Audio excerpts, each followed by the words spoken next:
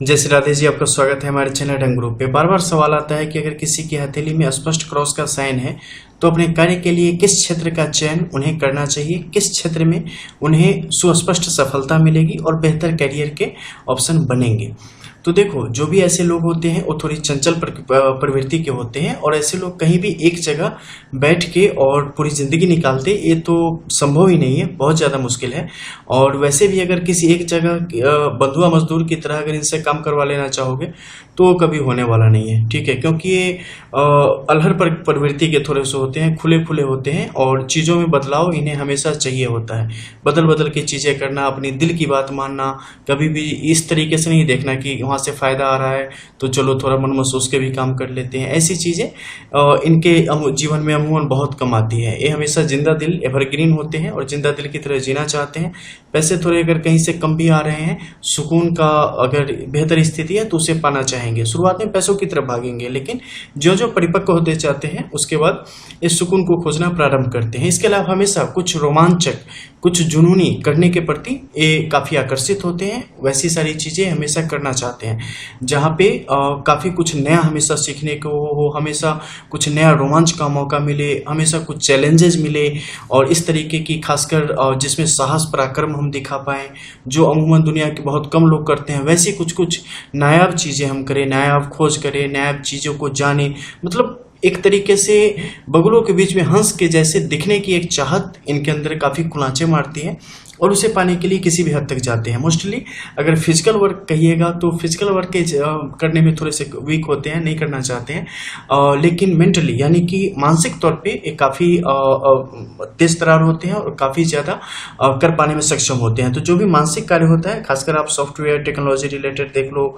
इसके अलावा संगीत वगैरह की तरफ इनकी अच्छी खासी रुचि होती है। इंटरटेनमेंट से जुड़े कार्यों में ये अच्छा कर लेंगे, यानी कि कागज़ कलम से रिलेटेड जो भी कार्य है, लिखा पढ़ी वगैरह और चीज़ों को समझना, गुड विज्ञान के प्रति नज़रिया, दार्शनिक, एक अच्छे लेखक, एक अच्छे विचारक, इन सब चीज़ों के प्रति ये बेहतर झुकाव रखते हैं। एक अच्छे मोटिवेटर के रूप में ये आपको देखने को मिल जाएंगे हमेशा।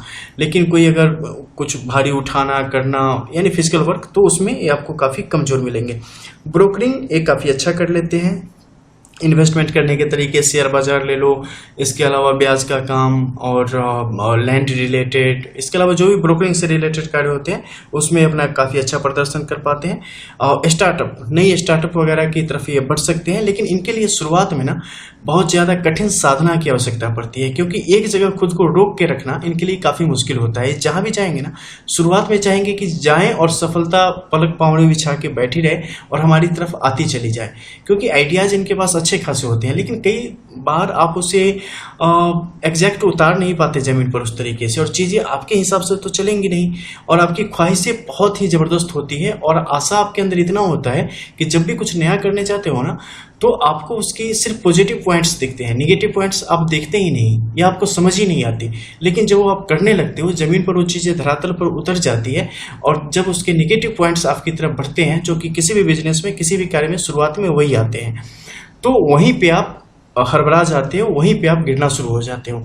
क्योंकि आप शुरुआत में कहीं से भी आप एक्सेप्ट नहीं करते कि आपके साथ चीज़ें इतनी निगेटिव जाएंगी, और वो थोड़ा सा लंबा पीरियड खींचते तो आपको निराशा की तरफ ले जाती है और फिर आप नए क्षेत्र की तरफ अपना झुकाव बढ़ाना शुरू कर देते हैं, नई चीज़ों को सर्च करना शुरू कर देते हैं, और फिर वहाँ भी आपकी वही हालत होती है। फिर से आप जोश में आ जाते हैं और पुराना इन्वेस्टमेंट वहीं का वहीं छोड़ के या और घाटा सह के और नई चीज़ों की तरफ फिर से इन्वेस्टमेंट करना या उसकी तरफ झुकना शुरू कर देते हैं, जबकि आपको चाहिए होता है कि वहाँ पर रुक जाना और अड़ जाना, क्योंकि जब आप अड़ जाते हैं तो फिर आगे बढ़ने के लिए आपके पास चांसेस बढ़ जाएंगे।